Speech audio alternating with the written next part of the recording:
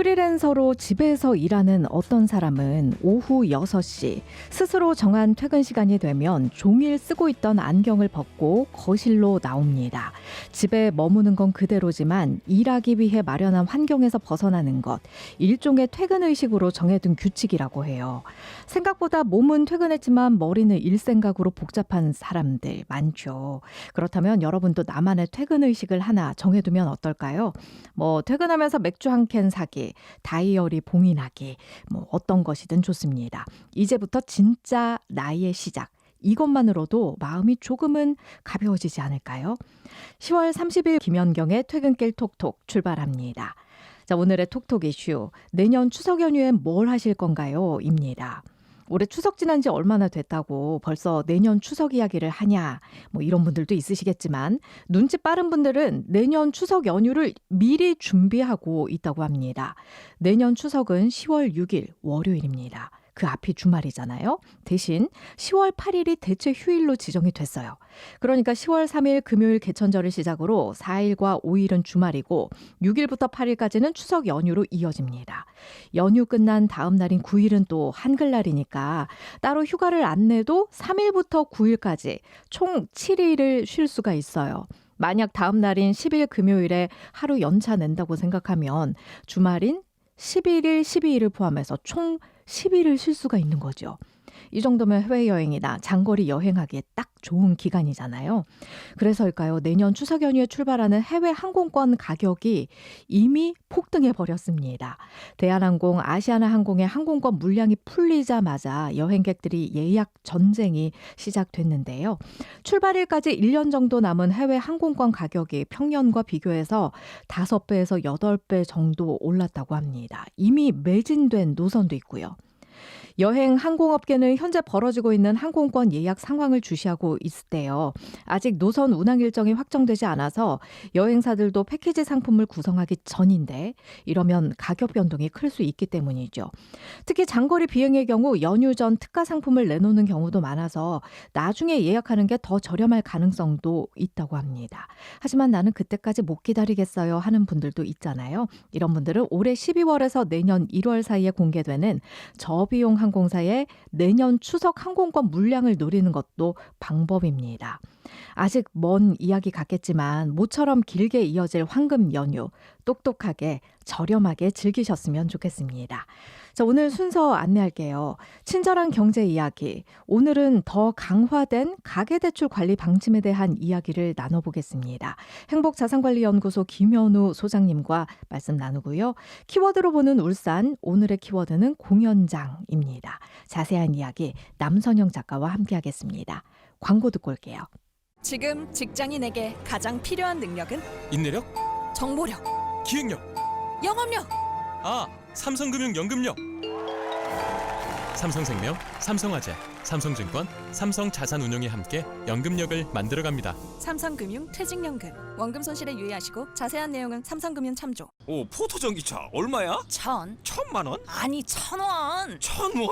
말이 돼? 말 됩니다. 하루 약 1,000원이면 포터 전기차를 탈 수 있거든요. 이번 달 소상공인을 위한 저금리 프로모션. 현대자동차 영업점에 문의하세요. 단 현대카드로 36개월 유예형 할부 후 일시납 필요. RSV 알고 계신가요? RSV는 독감 바이러스만큼 전염성이 강한 급성 호흡기 감염 바이러스로 영유아나 60세 이상 성인에서 감염 시 폐렴 등 심각한 합병증으로 이어질 수 있습니다. 주로 독감 바이러스와 비슷한 시기에 발생하는 RSV. 자세한 내용은 의사와 상담하세요. 이 광고는 RSV 질환인식 캠페인입니다. 미래는 움직이는 자의 것. 퇴직연금은 실물 이전이 되는데 중도이자 안 해도 되는데 안 옮길 이유가 없는데? 이제 옮길 준비하세요. 글로벌 투자하는 연금 미래에셋증권으로. 수익률이 중요한 퇴직연금 미래에셋증권으로 움직이세요. 원금 손실 유의, 투자 전 상품 설명서 및 여건 필터. 허위 정보를 예방하는 좋은 습관 실천하기. 하나, 사실 여부를 확인하고. 둘, 근거가 불확실하면 의심하고. 셋, 공유하기 전에 한 번 더 찾아보고. 넷, 자극적인 정보에 동요하지 않고. 우리의 소중한 일상에 허위 정보가 영향을 주지 않도록. 정보를 확인하는 습관, 우리의 작은 실천에서 시작됩니다. 이 캠페인은 방송통신위원회와 시청자 미디어 재단이 함께합니다.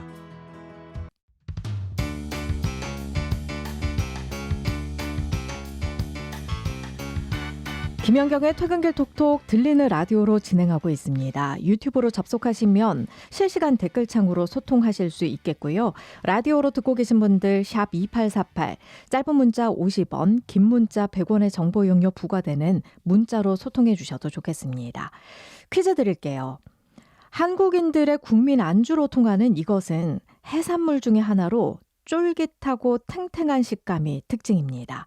주로 통조림 형태로 판매가 되고요. 삶아 먹거나 무쳐 먹는 등 다양한 요리에 활용이 돼요. 그런데 이거 한국인들만 먹는 음식인 거 알고 계셨나요? 전 세계 이것 생산량의 90% 이상이 우리나라에서 소비됩니다. 그러다 보니까 국산 이것으로도 모자라서 여러 국가로부터 이것을 수입하고 있어요. 그중에 영국산 이것이 크기도 크고 쫄깃해서 인기가 높은데요. 아이러니하게도 영국인들에게는 바다 달팽이 같은 인식이어서 혐오식품이라고 합니다. 때문에 영국의 이것 어부들은 오로지 한국인들을 위해서 일하고 있는 건데요. 우리나라에 이것을 수출해서 1년 동안 벌어들이는 수익이 무려 2억 원이나 된다고 합니다. 2019년에는 이런 내용이 영국 BBC 뉴스에서 소개되기도 했어요. 영국 북해 인근에서는 10월 말이 되면 이것 어부들의 시즌이 시작이 되는데요. 지금 한창 바쁘게 잡히고 있을 이 해산물 무엇일까요? 1번 골뱅이, 2번 굼벵이. 정답을 샵 2848 혹은 유튜브 실시간 댓글창에 남겨주시면 되겠습니다.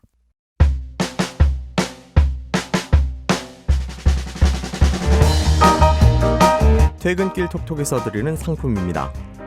조울굿 기름오일 구도일 S오일에서 주유권, 정직한 보험 더 베스트 금융서비스에서 상품권, 청정 동해 바닷물로 만든 깨끗한 소금 한주소금에서 소금 한 상자, 맛있는 고기를 만나는 방법 한성 미트뱅크에서 5만원 고기 상품권, 참치 랍스터 전문점 본참치에서 초밥 런치 식사권, 일식과 양식의 완벽한 조화 미식의 공간 코이다이닝에서 코스요리 이용권, 롯데백화점 맞은편 숯불구이 외식 명가 삼산정에서 식사권, 강동해변 건너편 직접 만든 재료들로 알찬 저염식 건강김밥 동쪽살롱에서 식사권, 가족의 추억을 담는 바른사진관에서 촬영권, 학성동 가구 옥성사거리 퀸즈헤나 학상점에서 염색 1회 이용권, 도심과 가까운 치유와 힐링의 공간 울산 양떼목장에서 4인 가족 이용권, 100% 천연 안반수 온천 범서온천에서 이용권, 당신의 건강한 삶을 위해 SH 스포츠센터에서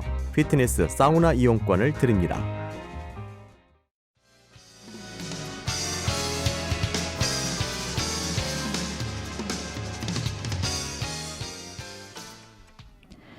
경제와 금융정보 알기 쉽게 정리해 드립니다. 친절한 경제 이야기 시작하고요. 행복자산관리연구소 김현우 소장님 함께하겠습니다. 소장님 어서 오십시오. 네, 안녕하세요. 네, 반갑습니다. 정부가 가계대출 관리를 더욱 철저하게 해나갈 방침이다. 뭐 이런 얘기가 있네요. 그렇습니다. 뭐 쉽게 얘기하자면은 이 대출이 더 어려워질 수 있다라는 건데요. 예. 예, 한국은행 기준금리도 한 차례 인하된 바가 있고 또 앞으로 계속적으로 금리가 낮아질 것이다 이렇게 예상을 하고 있다 보니까 정부가 가계부채 관리에 더욱더 좀 힘을 싣고 있는 상황입니다. 네. 일단 그럼 우리나라 가계부채가 얼마나 심각하냐 보면 이제 올해 1분기 기준에서 가계부채가 GDP의 92.1% 규모예요. 와. 이게 경제 규모 30위권 국가 중에서는 5위를 기록하고 있거든요. 예. 그러니까 좀 잘 사는 나라 중에서도 우리나라는 꽤 버는 돈에 비해서 부채가 좀 많다 이렇게 볼 수가 있는데요. 예. 다만 여기서 우리가 한 가지 생각을 해봐야 될 건 이제 전세라는 특수한 제도가 거의 우리나라에만 존재를 하잖아요. 전세 대출도 굉장히 많기 때문에 이것도 가계 대출에 포함된다는 점을 좀 고려를 해서 볼 필요는 있습니다. 네. 근데 문제는 중요한 건 증가세인데요. 10월 들어서 증가세가 한풀 꺾이기는 했어요. 네. 이 대출 증가세를 주도했던 거는 주로 이제 주택담보대출인데 지난 8, 9월에 역대 최고 수준을 기록했거든요. 근데 그거에 비해서는 이제 절반 가까운 수준입니다. 10월 17일 기준에서 5대 시중은행의 이 가계대출, 주택담보대출 잔액 보니까 731조 6,892억 원. 이게 9월 말 대비해서는 한 7,200억 원 넘게 증가를 했던 겁니다. 네. 한 달 사이에 많이 늘기는 했는데 8월하고 9월에는 엄청나게 늘었거든요. 각각 이제 8월에는 9조 원, 9월에는 5조 원대 증가세를 기록을 했어요. 그에 비하면은 10월에는 많이 줄었다 이렇게 볼 수가 있는데 실제로 주택담보대출 신규 취급액, 그러니까 새롭게 주택담보대출을 받아가는 사람들 역시 하루 평균 3,500억 원 정도 육박했던 게 이번 달 들어서는 2,200억 원 수준으로 내려왔습니다. 네. 그럼에도 이제 가계대출이 더 이상 늘어나지 않도록 정부에서 고삐를 더 조이겠다는 거는 앞으로 뭐 금리 점점 낮아질 거란 전망 속에서 수도권 중심으로 주택가격이 들썩이고 있다 보니까 좀 선제적인 대응에 나서는 거 아닌가 이렇게 네. 보여지고 있습니다. 지금 어찌됐든 가계대출이 전세자금 대출을 포함하고 있기 때문에 나타나는 현상이다 이런 말씀을 해주셨잖아요. 네. 그런데 소장님 지금 뭐 각종 뉴스들을 보면 다가구 주택 전세 시장이 좀 불안하잖아요. 여러 가지 전세 사기 사건도 많았고요. 맞습니다. 네네. 그러면은 전세 물건이 상대적으로 아파트로 쏠리면서 예. 그러면은 그걸 찾는 분들이 더 집중적으로 나오니까 전세가가 더 올라가고 결국에는 예. 주택의 문제 아닌가요, 이거는? 맞습니다. 그런데 여러 왜 가지 자금을 조는 거예요? 그러게 말이죠. 저도 예. 이게 대출을 조인다고 해가지고 부동산 시장 가격을 잡을 수 있는지 이건 이미 뭐 실제로 실패한 사례들도 있었고요. 예. 그리고 이제 주택 문제를 좀 해소를 해야 사람들이 지금 안 사도 충분해. 나중에도 주택이 공급이 많이 될 거야. 라는 생각 때문에 좀 안심을 할 수 있을 텐데 공급 여건이 안 좋다 보니까 사람들 심리가 지금 이제 금리 떨어지면 집을 사야 되는 거 아닌가? 라고 생각하는 사람들도 몰리게 되고 네. 그러다 보니까 규제 더 심해진다고 하면 대출 뭐 일찍 받아가지고 집을 사시는 분들도 있고 실제 네. 9월에 DSR 규제 심해진다 그러니까 8월에 이 대출이 바짝 늘어났잖아요. 이런 것처럼 뭔가 규제가 된다라고 한다면 사람들이 앞서서 행동하는 게 있기 때문에 이게 주택이 부족한 문제와 결부되어서 좀 생각을 해봐야 될 부분인데 그러니까요. 당장 늘어나는 가계부채 문제를 줄이기 위해서 일단 대출을 좀 조이는 이런 이 규제를 펼치고 있는 것 지금 같습니다. 그러면요. 기준금리 예. 자체는 내려간 건데 네. 대출 금리를 올리겠다는 거예요? 아니면은 대출 금리는 그대로 두고 대출 네. 받는 자격을 굉장히 까다롭게 하겠다는 거예요? 이게 정부에서 직접적으로 은행에다가 대출 금리를 올려라 마라 할 수까지는 없어요. 예. 그런데 이제 대출 가계부채 관리 좀 잘해라라고 이제 압박을 주게 되면 은행 입장에서는 대출을 좀 덜 받아야 되겠죠. 네. 그러면 이제 오시는 분들을 발길을 되돌려야 되는데 그 방법 중에 하나가 가장 효과적인 게 대출 금리를 올리는 거니까 사실 정부에서 가계부채 관리를 하겠다라고 하는 건 그런 이제 은행에 압박을 주게 되면 대출 금리가 올라가는 거고 또 정부에서 직접적으로 취급하는 정책 대출이나 이런 부분에 있어서 한도라든가 금리를 조절할 수는 할 수 있는 여지는 있습니다. 네. 보통 어떤 경제 현상이 나타나면 자연스럽게 시장 효과로 모든 것들이 네. 반영되고 그랬는데 요즘에 좀 뭔가 뒤틀리고 있는 그런 기분이 들기도 하네요. 그런데 지금 소비자 입장에서 보면요. 만약에 1금융권에서 대출이 이렇게 어렵고 혹은 대출 네. 금리가 높다면 2금융권으로 옮겨가기도 하잖아요. 예, 실제로 그렇습니다. 1금융권 대출 증가세 줄어들었는데 2금융권 보니까 대출이 늘어나는 이 풍선 효과도 실제 발생을 하고 있어요. 네. 그래서 금융당국에서는 2금융권도 좀 조이겠다 이러고 있는데요. 특히나 이제 새마을금고 같은 경우에는 지난달에 가계대출이 2천억이 갑자기 늘었거든요. 그러다 보니까 당국으로부터 이 가계대출 집중관리 금융사로 지목이 됐습니다. 예. 또 보험업계에 대해서도 주택담보대출에 대한 쏠림 현상 방지를 위해서 대출 기준을 좀 강화하기로 했는데요.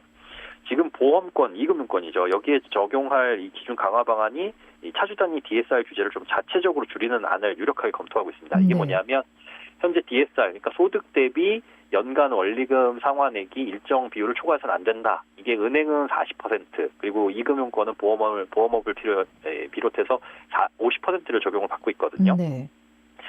그런데 이제 보험사에다가 이걸 이제 조이겠다라고 하는 거는 그 한도 자체를 법적으로 50%에서 더 그 이내로 낮춘다 이건 아니고 압박을 줄 테니까 자율적으로 좀 조정 좀 해라는 신호라고 볼 수가 있는 거죠. 네.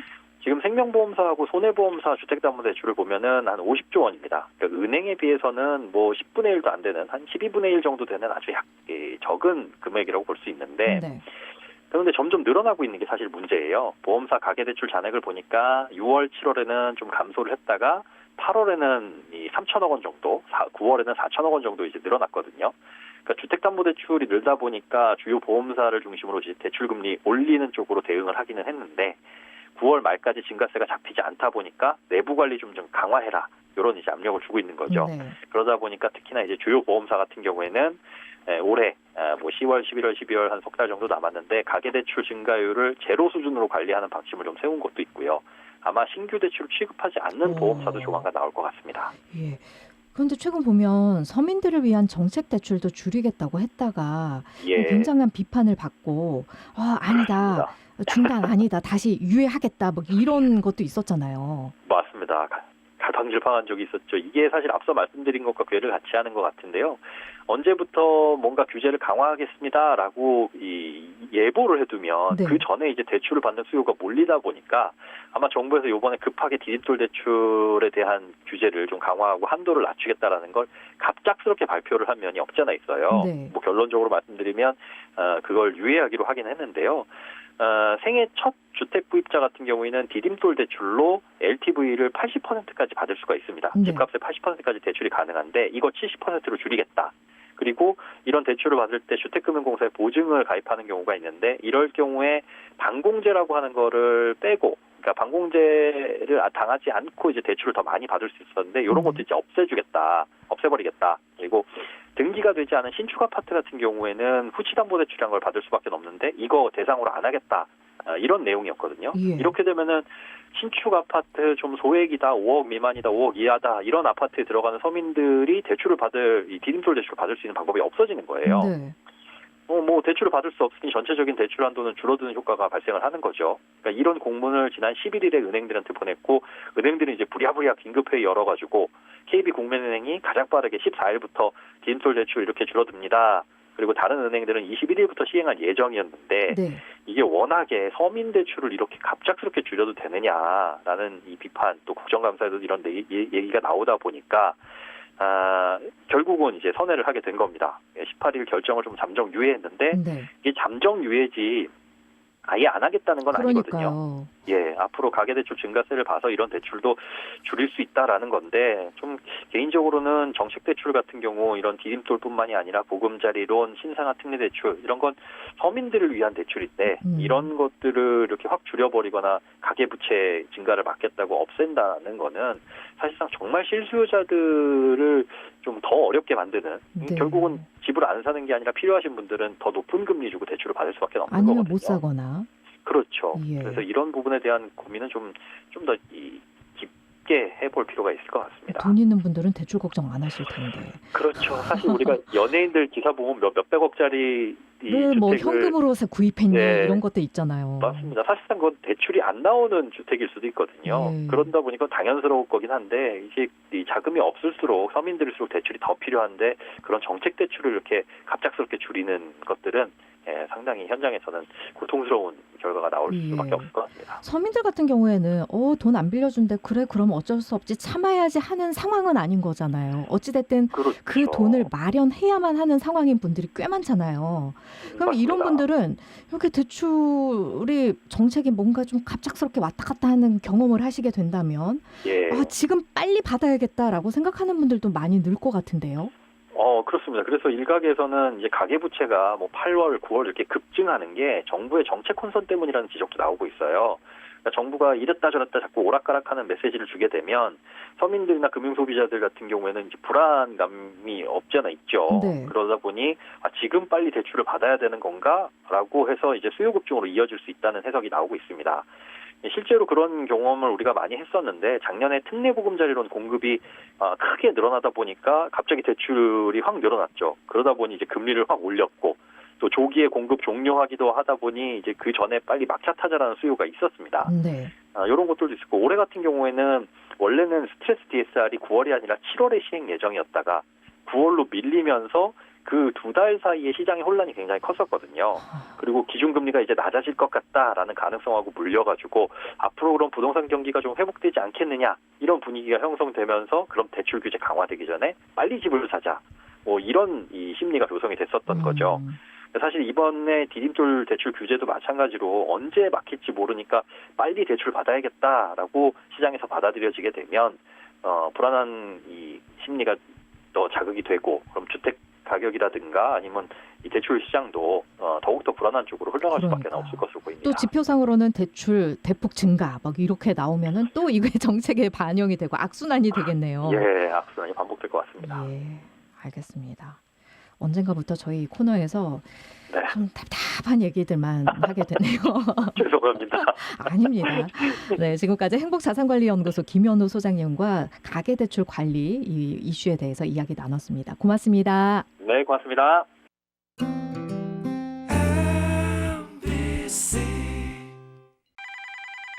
예, 부동산입니다. 지금 울산에서 집 하나만 산다면 어디가 좋을까요? 울산 대규모 택지지구부터 우미린 1차를 잇는 브랜드 프리미엄까지 다운 2지구 우미린 2차로 가시죠. 언제 가면 볼 수 있어요? 11월에 오세요. 다운 2지구 우미린 어반파크 052-707-7300 우미건설. 번영로 앞, 하물초 앞, MBC 문화동산 앞에 산다는 것. 788세대 대단지 더샵에서 앞서 산다는 것. 울산의 대반전 오직 더샵 시에르네 10월 오픈 예정 052-297-7000번 포스코 ENC. 심정지 환자 골든타임은 4분. 심폐소생술 이렇게 하세요. 먼저 큰 소리로 주변 사람을 특정해 119 신고를 부탁하고 곧바로 심폐소생술을 준비합니다. 두 손을 포개 깍지를 끼고 손바닥으로 환자의 가슴 중앙에 압박을 실시합니다.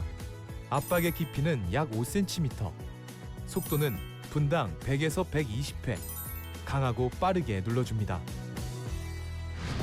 119 구급대원이 도착할 때까지 이전 과정을 반복합니다. 알아두면 일반인에게도 간단한 심폐소생술, 한 사람의 생명을 살릴 수 있습니다. 도박에 노출된 아이들의 구조 신호를 잘 들어보세요. 이거 해도 되나? 이렇네. 나 용돈 좀 올려줘. 친구가 준 거예요. 아 엄마, 나 알바 좀 하면 안 돼?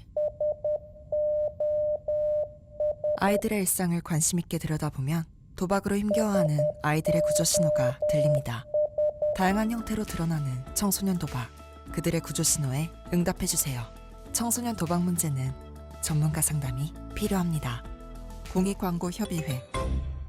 화재 사고, 고층 건물에서 발생한다면 어떻게 대피해야 할까요? 먼저 화재 경보기를 누르고 119에 신고해 주세요. 옷에 물을 묻혀 입과 코를 막고 몸을 숙여 낮은 자세로 대피하세요. 승강기보다는 계단을 이용해 주세요.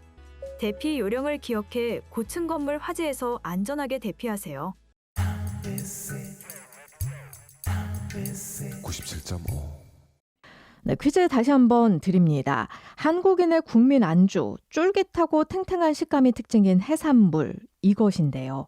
통조림 형태로 판매돼서 삶아 먹거나 무쳐 먹는 등 아주 다양하게 요리로 활용이 되고 있어요. 그런데 이 해산물을 먹는 나라가 전 세계에서 우리나라가 유일합니다. 국산 이것으로도 모자라서 여러 국가로부터 이것을 수입해서 먹고 있는데요. 그중에 영국산 이것이 크기도 크고 쫄깃해서 인기가 높아요. 그런데 아이러니하게도 영국인들한테는 바다 달팽이 정도로 여겨지는 혐오식품이라고 합니다. 때문에 영국의 이것 어부들은 오로지 한국인들을 위해서 일하는데요. 우리나라에 이것을 수출해서 벌어들이는 수익이 1년에 2억 원이나 된다고 합니다. 영국 북해 인근에서 10월 말이면 이것 어부들의 시즌이 시작이 되는데요. 지금 한창 바쁘게 잡히고 있을 이 해산물 무엇일까요? 1번 골뱅이, 2번 군뱅이. 정답을 샵 2848 혹은 유튜브 실시간 댓글창에 남겨주시면 되겠습니다.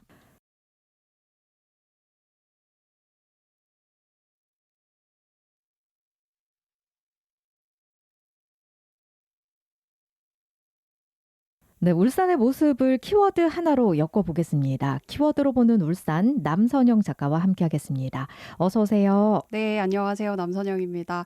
그 키워드로 보는 울산 지난주 미션이 울산을 아주 잘 즐기고 있는 반려동물 사진을 하나 보내달라. 였거든요. 네.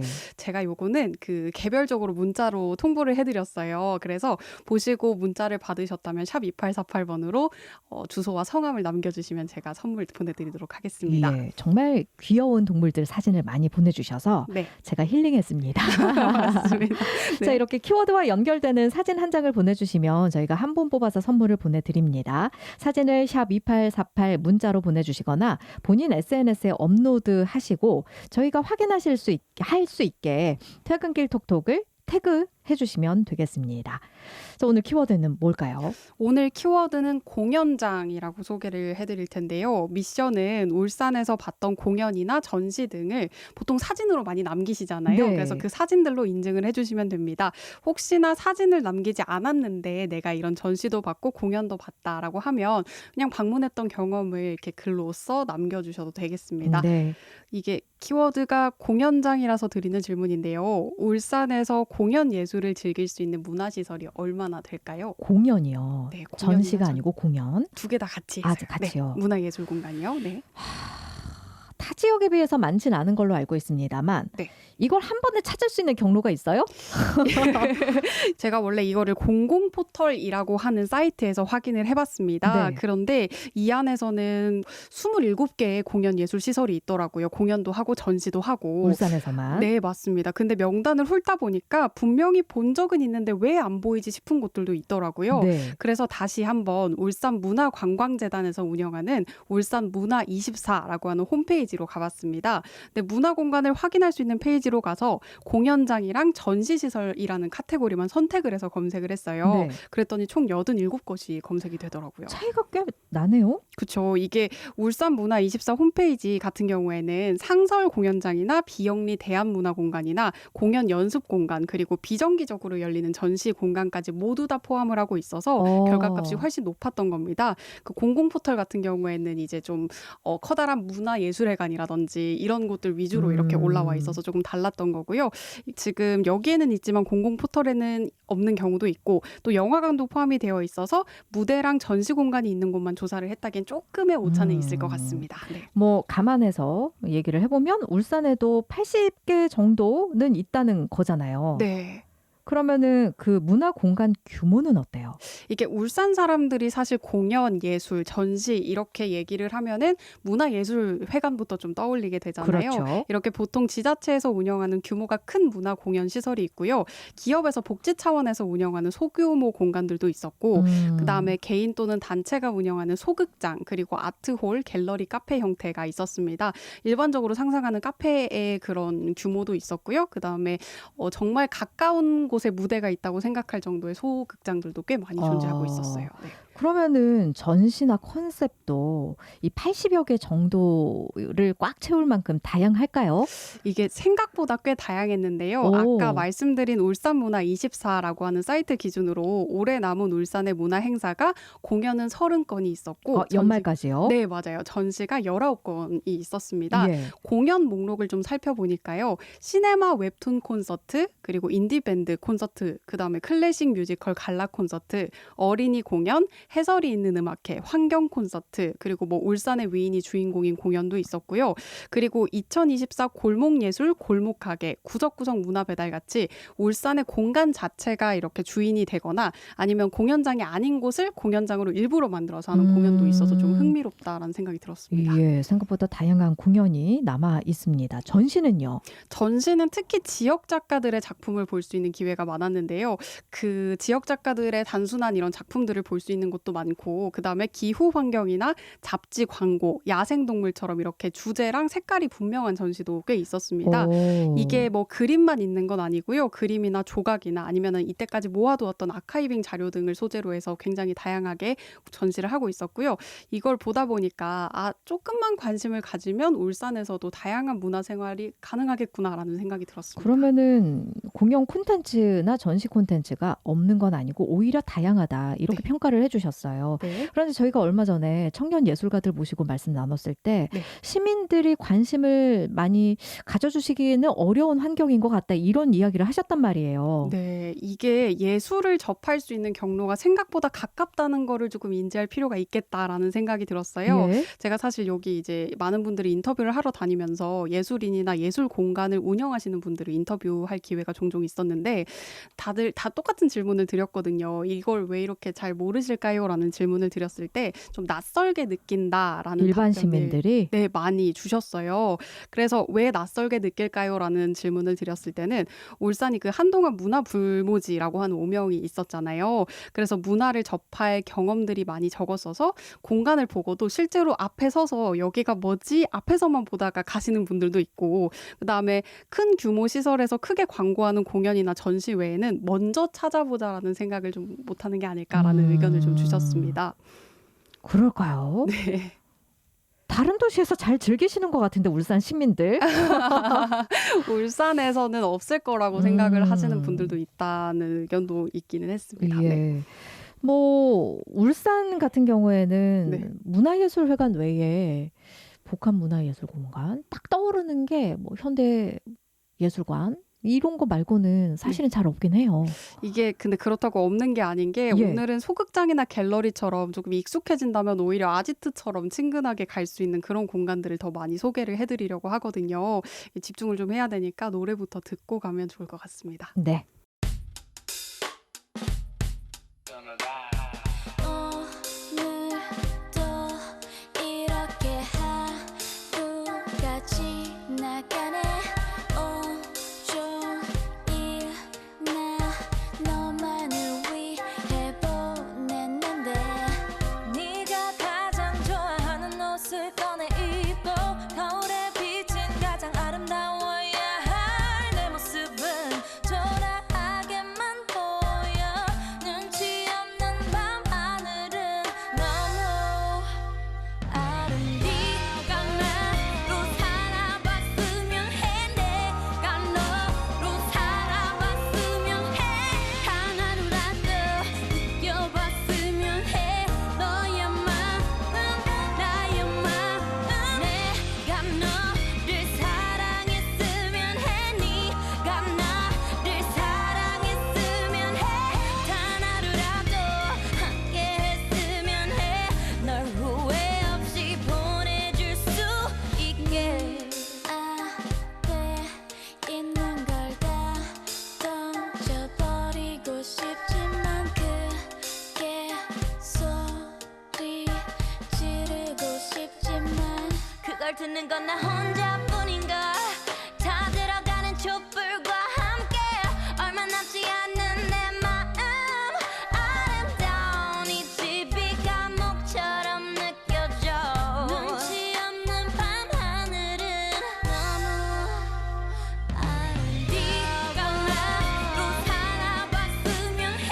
내가 너로 살아봤으면 해. 하나로라도 느껴봤으면 해.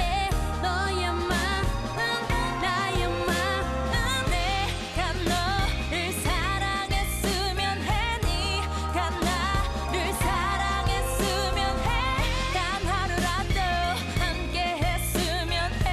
널 후회 없이 보내줄 수 있게. 가끔 나도 너처럼 다 뒤로하고 밖으로 나가 술로 아픔을 웃음으로 슬픔을 씻어내리고 싶어 하지 않을 뿐.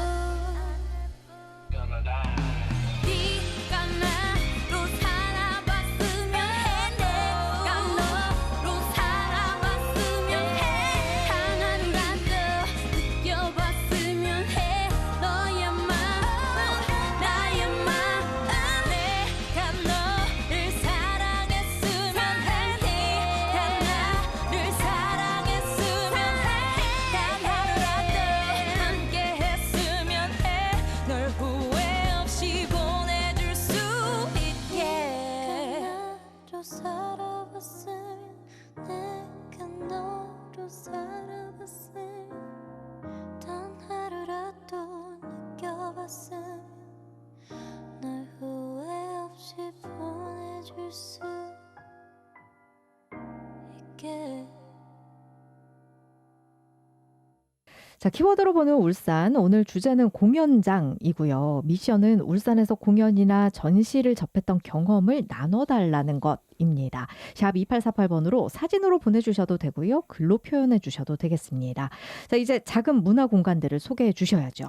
서울 같은 경우에는 연극을 보는 곳 하면 대학로를 먼저 떠올리시고 부산에는 영화의 거리라는 곳이 있잖아요. 네. 울산에도 문화의 거리라는 이름의 성남동의 거리가 있잖아요. 이 성남동에서 울산 시립미술관으로 오가는 그 거리를 이야기를 하는데 아까 숫자로 찾아봤던 문화 공간이 가장 많이 위치한 곳입니다.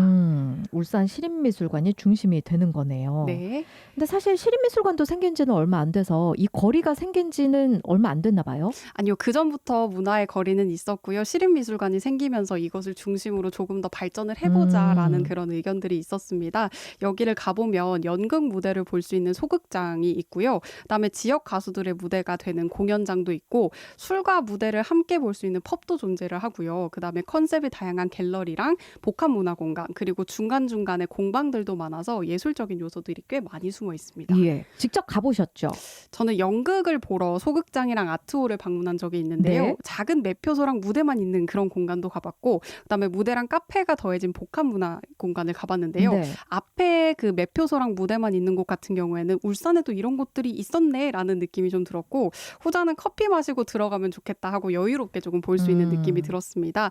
네, 소극장들은 사실 대부분 극단에서 직접 운영을 하고 있기 때문에 울산에서 활동하는 배우들을 가까이서 볼 수도 있고요. 이분들이 직접 연출이나 출연을 하기 때문에 창작 연극 같은 경우에는 울산 지명이 들어간 내용들도 있고 울산 사람이라면 공감할 만한 요소들도 있어서 서울이 아니라 울산이 또 주인공이 되는 무대가 있구나라는 걸 느낄 수가 있었습니다. 예. 네. 그러면은 비용도 사실은 중요할 텐데요. 이런 네. 문화 공연을 즐기기에 비용은 어때요? 연극 같은 경우에 소극장에서 하는 거 기준으로요. 5만 원을 넘기는 경우가 잘 없고요. 그다음에 할인 요소가 꽤 많아서 저렴하게도 가능합니다.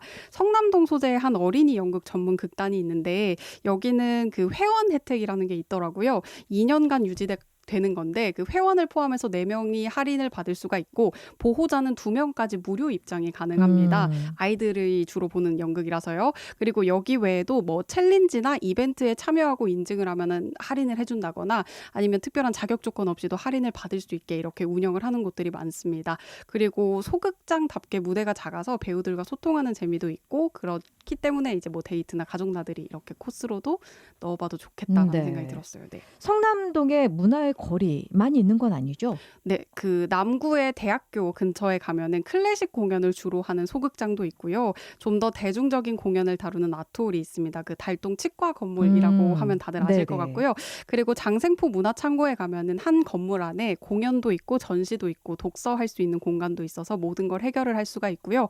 북구에는 어린이 극장도 따로 있고 동구와 울주구는 문화예술회관들이 거점 공간이 돼서 그 안에서 크고 작은 공연들이 이루어지고 있습니다. 공연보다 전시에 관심 있는 분들은 갤러리가 어느 정도인지 그런 게 또 궁금하실 텐데요. 네, 사실 갤러리는 조금 더 친해지기 쉬운 공간이었습니다. 왜냐하면 요즘은 온전히 갤러리로만 운영을 하는 곳보다는 복합 문화 공간으로 차리는 경우가 많기 때문인데요. 가볍게 카페에 커피 마시러 갔다가 구경을 할 수 있는 공간들이 많고요. 운이 좋으면 이제 작가님을 직접 만날 수도 있는 그런 기회도 있습니다. 정말 곳곳에 숨어 있어서 찾는 재미도 있는데 이 갤러리라고 검색해서 나오는 곳만 23곳이 됩니다. 어디에 있어요? 이게 그 문화의 거리나 남구 신화예술인촌에 다수 분포해 있고요. 거기에만 있는 건 아니라 꽤 다양하게 이렇게 퍼져 있습니다. 그래서 여기저기 있는데 예를 들어서 바다 자체가 작품이 되는 바닷가의 갤러리도 있고요. 그다음에 주택가 사이에 이렇게 조용하게 자리 잡은 갤러리도 있고 게스트하우스랑 융합된 갤러리가 또 태화강 근처에 위치하고 있고요. 울주군이나 이런 넓은 공간들에서 자연과 벗삼아서 있는 곳들도 많습니다. 네. 어떻게 찾아보면 될까요? 사실 이게 검색 키워드를 잡기에도 어려워요. 네. 이게 단순히 포털 사이트에 울산 갤러리 또는 울산 복합문화공간이라고 검색해도 찾을 수가 있는데 예. 울산 문화 혹은 울산 전시 등으로 검색을 하면은 그 신문 기사 에서 일주일치 문화 소식을 다룬 신문 기사가 나오거든요. 네. 어떤 주제의 전시를 하는지 이렇게 간단하게 설명까지 되어 있어서 그 취향껏 조금 골라보실 수가 있습니다. 저 같은 경우에는 개인적으로 그 직업 예술가가 아니어도 모두가 주인공이 될 수 있다 이런 모토로 운영하는 그런 갤러리가 있었는데 네. 요거는 신정동에 위치를 하고 있거든요. 그래서 일반인들이 이렇게 주제가 되는 거라서 좀 무겁지 않은 전시들도 꽤 많이 있었습니다. 그래서 사실 직접 가서 보기 전 전까지는 취향을 조금 알 수가 없어서 요런 것도 있었네 하면서 그냥 가볍게 들어가시는 걸 좀 추천을 드리겠습니다. 네. 네. 뭐 생각해 보니까 그러니 울산에서도 다양한 시도들이 있었어요. 소규모 그림 경매도 있었고 길거리 버스킹도 그렇고요. 네, 그리고 요즘은 백화점 내부 공간이나 호텔 객실이 전시 공간이 되는 경우도 있더라고요. 예. 최근에 있었는데 이것도 울산에서 있었던 얘기입니다. 그리고 이렇게 생각하니까 예술을 펼칠 수 있는 공간이라고 딱 한정을 지으면 안 될 것 같더라고요. 이전에 그 청년 예술인께서 버스킹 같이 이렇게 바깥에서 할 수 있는 공연들은 장소 대여나 신청 과정이 까다로워서 어렵다 이런 말씀 해주신 적이 있으시잖아요. 네. 그 말이 뭔지 조금은 이해가 갔던 것 같아요. 좀 가까이 지내려면은 많이 볼 수 있어야 되는데 네. 이런 것들이 신청이 조금 어려워서 할 수가 없는 경우도 있다. 저는 예술을 소비하는 사람 입장에서 이 지금 오늘 소개된 공연장과 전시관들이 네. 접근하기가 괜찮은지, 접근하기가 괜찮은지. 대중교통 상황이라든지 아니면 자차 이용하는 분들은 주차 공간이 마련이 잘 돼 있는지 그런 점도 궁금하거든요. 우선은 개인적으로 운영하시는 소공연장들 같은 경우에 특히 문화의 거리에 위치한 곳들은 그 주변에 공영 주차장들이 마련이 되어 있어요. 그래서 충분히 주차는 가능하고요. 충분히라고 하기에는 적은 네. 것 같은데요. 네. 네, 그리고 검색을 했을 때 주차 상황들이나 이런 것들은 다 알아보실 수 있도록 마련이 되어 있기 때문에 한번 찾아보시고 가시는 걸 추천을 드리겠습니다. 네. 무엇보다도 소비자들이 쉽게 찾을 수 있게 하는 방법도 지자체 차원에서 같이 고민을 해주시면 참 좋을 것 같고요. 또 쉽고 다양하게 접할 수 있는 기회 자체도 많아졌으면 하는 바람입니다.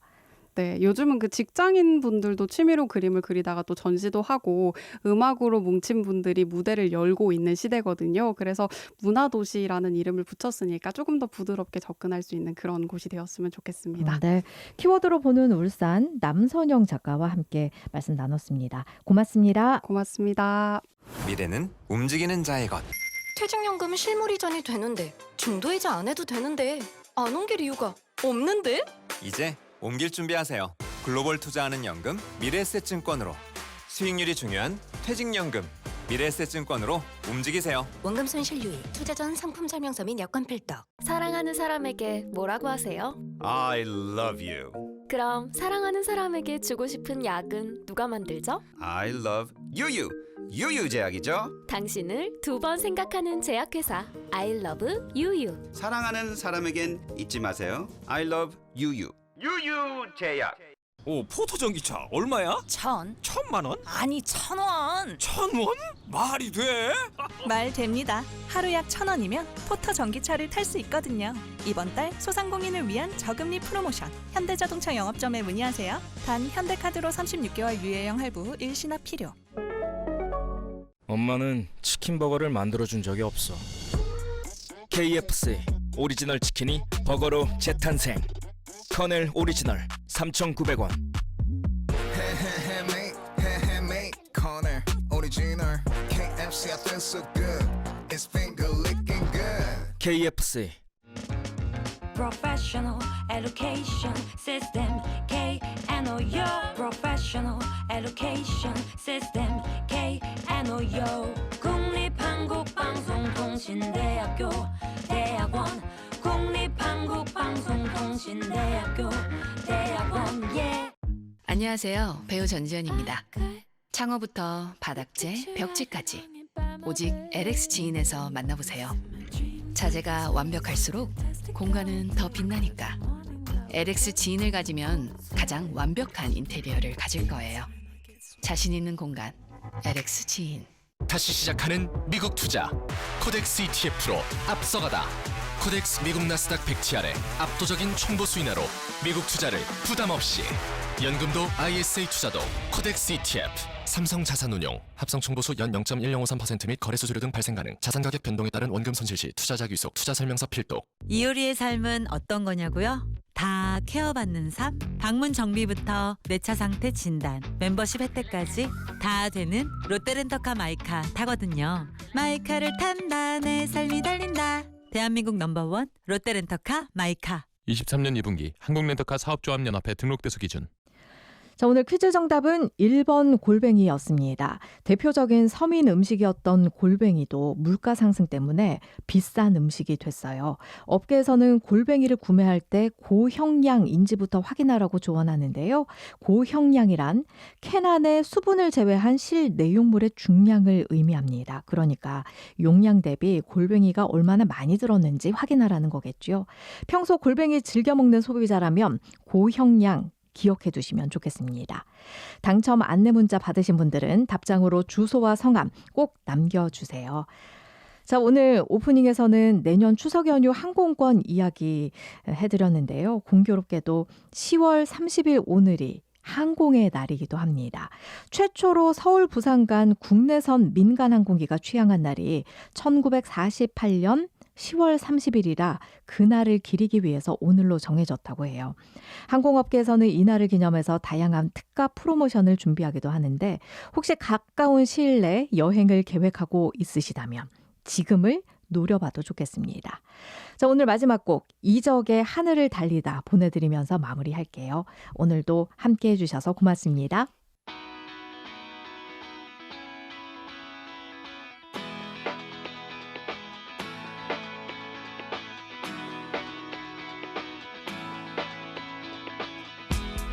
두근거렸지 누군가 나의 뒤를 쫓고 있었고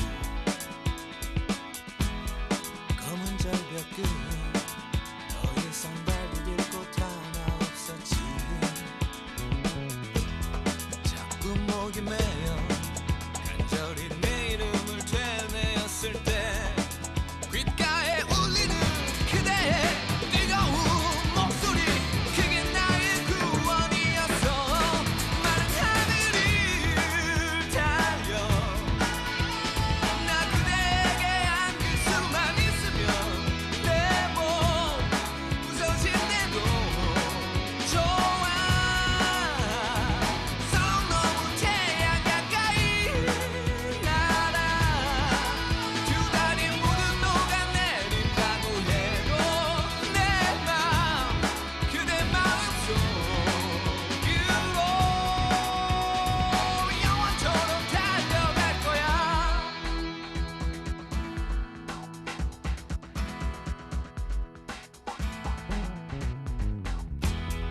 내가 미웠지 난 결국 이것밖에 안 돼 보였고